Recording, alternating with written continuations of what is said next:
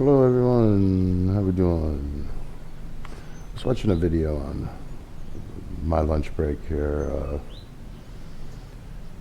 Talks about having more than one sense. He does a lot of videos on the old world, Tartaria and whatnot, and it's about a guy who's over in the Middle East and something to do with secret knowledge and clairvoyant and astral projection and well, it's stuff with your mind, your third eye, or is the third eye a cyclops? Is that reference? Who knows? But I went down this road of the Tartars. In modern day, you know them as the Mongols. But we know, supposedly, Eastern Asians, well, we do know that a lot of Native Americans have Eastern Asian DNA, which is Tartar.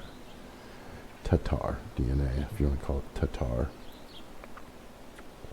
I love how he does say supposedly they traveled across. But, you know, they give references to a lot of the links between certain tribes in South America, in America, and how they cross-reference or mean the same thing, you know, pronounce the same. Not to mention the way they cut their hair, some of their clothes, a lot of stuff, a lot of similarities with what they call today Mongols. There is an article somewhere I had of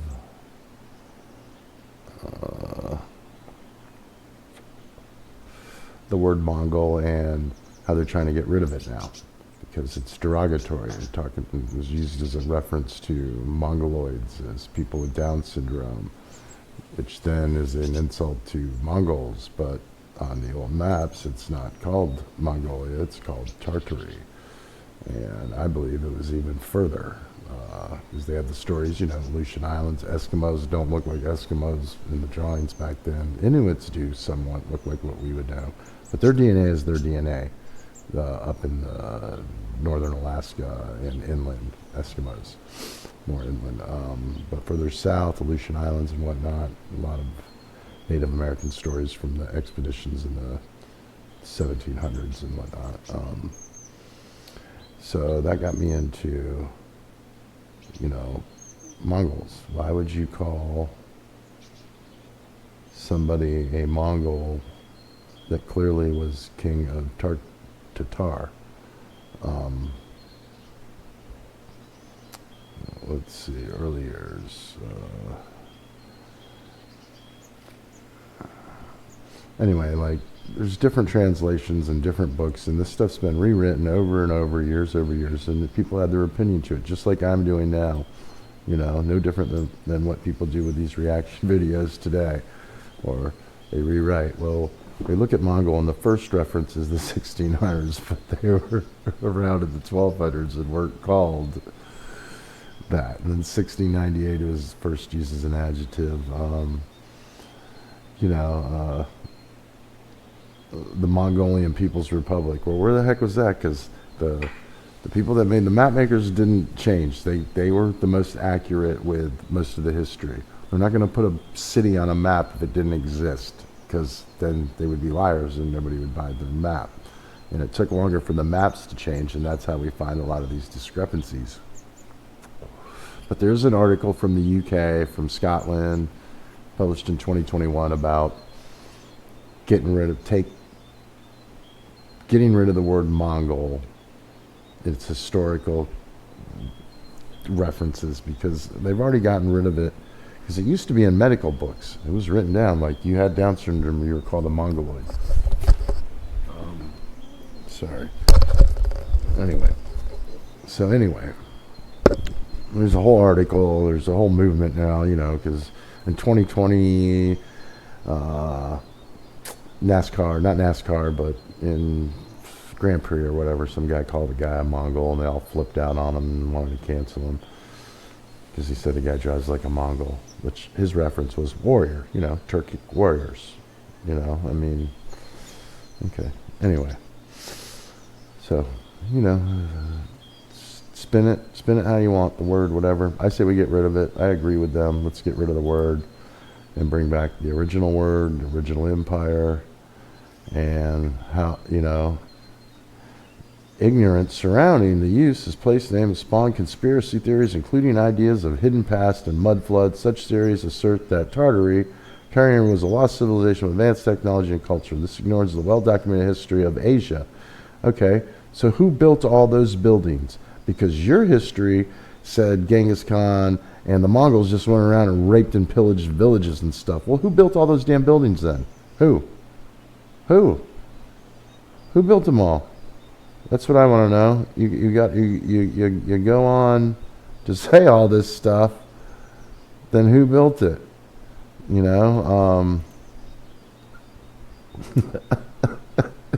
a conspiracy. No, because it goes back, and I wouldn't say advanced technology. I would say, I like the term antiquitech.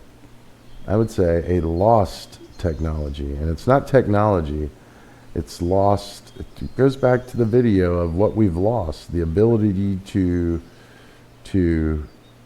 see, the ability to see things,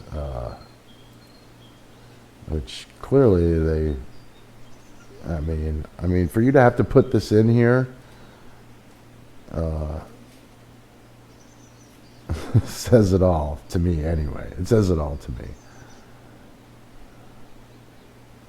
And today, the region spans this area in present Mongolia. Anyway, the decline. Well, you mean the slowly killing off of and the hunting down of? Okay. Misinterpretations of Tartary as an empire distinct from the Mongol or as an archaic name for Central Asia gave rise to conspiracy theory alleging the existence of its. Okay, we know where the word Mongol came from. We know when it started. Okay, and here you are showing the map, but that's not Mongol Empire. They were Tartars, Tartarians, depending upon what language it was translated into.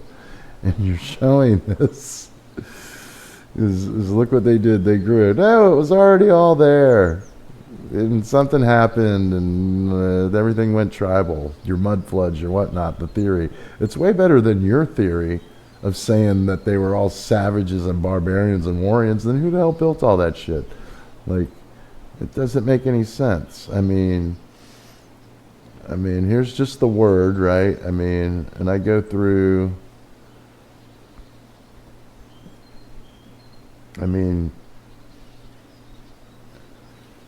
Okay, I opened some of these. Let's see. You have Tartar Island, which, okay, we have Tartar Island in Antarctica.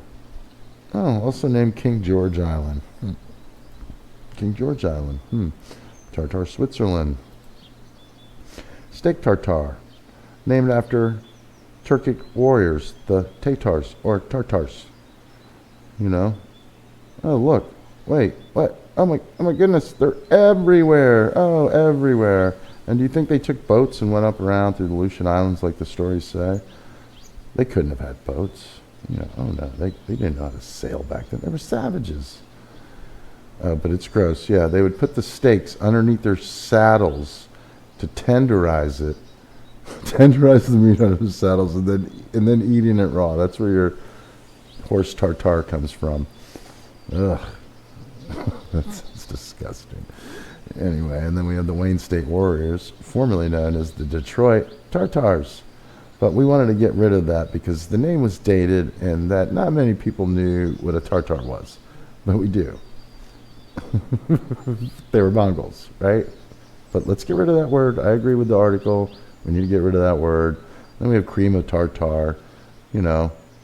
Comes from distilling wine, like 7,000 ancient village in Iran. Yeah, okay, but it started in the 1760s.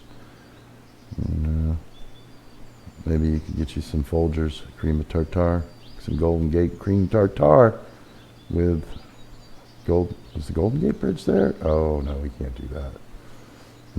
Where was the Golden Gate in that time? Who knows? Anyway, but they were, they were Mongols. We don't know anything. It's all war, and they weren't being hunted. They were hunting people down. I love the wings on the back and the tail. Is that a tail? Oh, I don't know. Offering what? An olive branch? Anyhow, Tartarium, also known as cloth of the Tars, was a luxurious textile during the Middle Ages. Combination of various materials, blended different types of fibers with weaving strips of gold into it. Beaten gold. Oh yeah. Savages. Savages.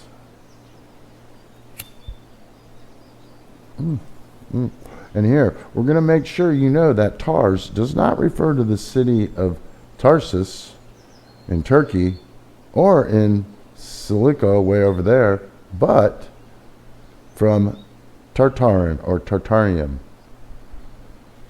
Oh, Edward, King of England. These guys, man, they get around, huh? So he was before the other guy with the boats and whatnot and all the military gear,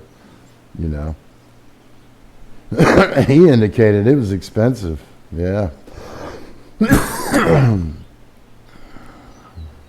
What's a jupon? Oh, man. An outer garment by soldiers. Man, they made all sorts of stuff. Silver buckles, look at that. And Tartars, savages, Mongols, the Golden Horde, all that stuff we're taught, and all those stories. And we keep saying Mongol, but we know, Mongol elements can be seen in European works ranging blah, blah, blah from this time period. But why don't we call them what they are? Because Mongol is a derogatory term. It's no different than I would say a way to discredit somebody, a way to get rid of them when they were actually the ones that did everything and had the knowledge and had the whatnot. And we'll get back to that. We'll get to that. But to show, this is Caligula, 300 BC, founded in the 1920s or 30s. It's at a volcano lake, man-made with a, where are we at?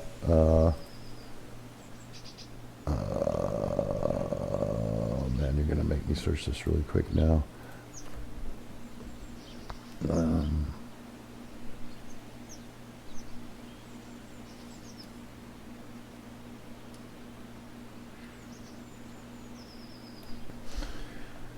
All right.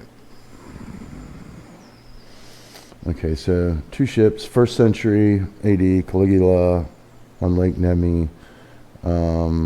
Let's see, Wikipedia, I was on here, clicked away, but if we go down, here we go, what is this, 1928 drainage system supplied by blah, blah, blah, blah, Riviera of Milan. Oh yeah, well where's the one I just saw that shows Lake Nemi's ship anchor? Look at this size. That's wood. I doubt that's the anchor. Looks like probably just a spear. Giant spear. Okay, where was... Oh, come on now.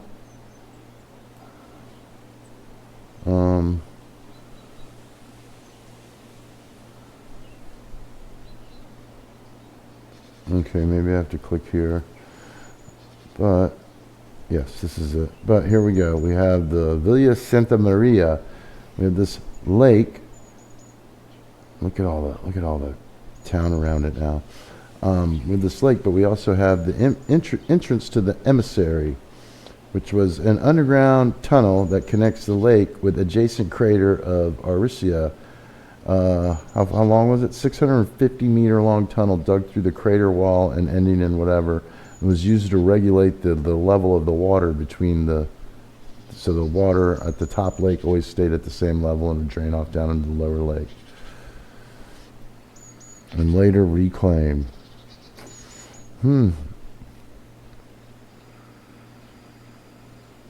Invisible project. Talking about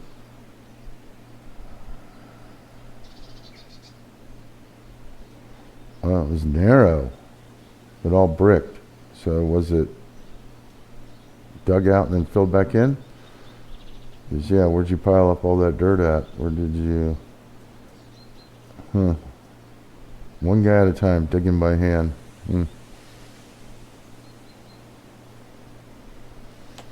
Yeah, okay, whatever. Don't know. But anyway, just to show that they had ships that they could, they could circumnavigate. These ships on this Lake Nemi were massive, like massive. We get a drawing of one of them here. This is 1st century. So like, dang it keeps downloading it. Anyway, massive ships. Like this is the most common one I see of like a building with stuff on it, and most of them are like that. This one has the same building in the background. Like, are these drawn from older drawings, or are these people clairvoyant? Do they have the ability to see what this ship used to look like from the wood and from the drawings and whatnot? Massive ship, massive. Anyway, yeah, they could get around. And then here's Tartar and Azerbaijan. Some crazy old buildings, stone roof. Yeah. Yep. Old world. Now here we got a Rim Tartar, USS Berkeley. Anyway, you go through a lot of these Tartars and you'll see, like, a lot of the ships back in the day were named after the Tartar. Were named Tartar. And a lot of them from that certain king. But the Tartar language, too, is still around. It's been around for a long time. How long? We don't know, because most articles want to say, like, Mongol army. Well, they weren't called that. They were called Tartars, and especially back then. And in the old text from the 1224, 1225, we can look at Genghis Khan's stone inscription, and then we can look at the King of Japan. The word Mongol, often used blah, blah, blah, even from the earliest times. No, it's not. It's actually 1224. See how the dates, we don't know. And then we have this reference, which everybody always references the same article, which comes from right here, from Marco Polo himself, the 1200s, and it actually calls them Tatars. And we should get rid of that word, because at some point in the 1600s and then later on in the 1800s, it was reinforced over and over. After a lot of the maps changed later. After 1840s, I would say no more Tartar on the map after the 1840s. But it's just funny to go on and read some of this stuff. But what I think is what I'm saying is what we always get to when we go further back and further back.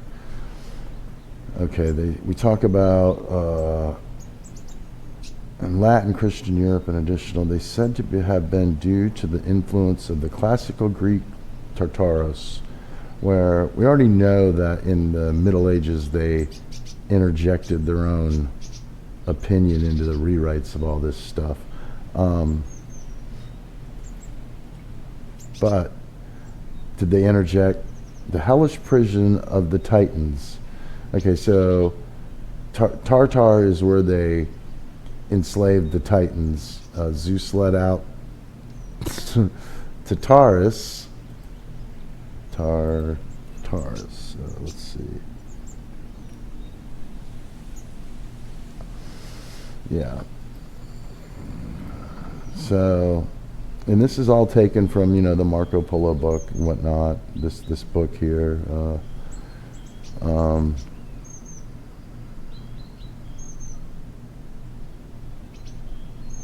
it become a standard name for the Mongols. But I like, he goes on to ask, like, well, where did the Tartars come from and whatnot? Well, it's saying, and then they're saying that the implication being that the Tartars, the Mongols, came from hell. This form is found in Latin verse account, blah, blah, invasion of Hungary, blah, blah, blah, blah. So the griffin, though, is one that wards off evil and guards the gates of hell. Supposedly these guys came from hell. So what's, like who's telling the truth? We'll never know, will we?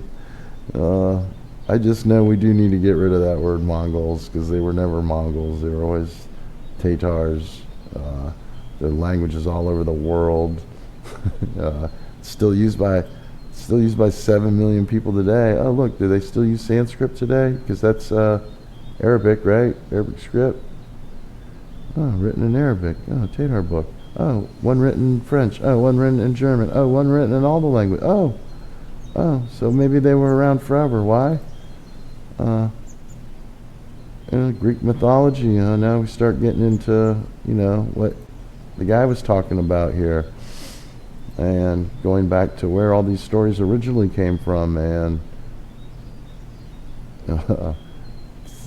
sometimes fact is stranger than fiction.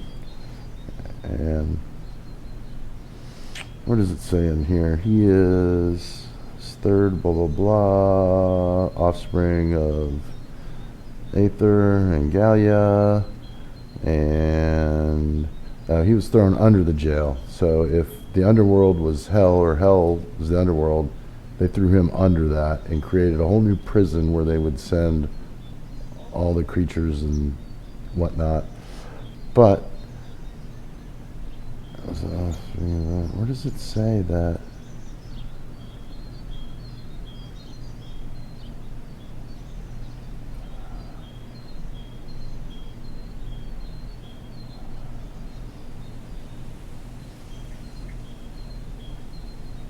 All right, somewhere in here it just says that he's one of the first people of Earth, like one of the first people. So that's where Tartar comes from Tartarus, from way back, from somebody that was banished to hell. And the griffin guards the gate. The griffins guard the gates of hell, but they show everybody stepping on the griffin, and guys with spears and swords, fighting, killing off all the Tartars, because they were evil. They're from hell, right? They're bad. But then we have, here we go. Was that the mind's eye or the third eye? Was it a cyclops? Because the drawing, the statue, I would say is more of a representation. The guy didn't actually have an eye on his forehead, because he's got two other eyes and they're closed. His eyes are closed and he's opening up his mind's eye. That's what I would say. That's my opinion. But, they can translate it the way they want or say whatever they want. But that's what I was getting at. But when we look into this and we look back further and further, we start seeing this magic stuff start showing up in these mythology stories and whatnot. And then that's when we start getting into the dragons and the griffins and the whatnot. You can go look this stuff up. It's pretty crazy, how we've changed what we call a whole race of people that have been systematically chased around the world. Anyway, good luck. I'm out.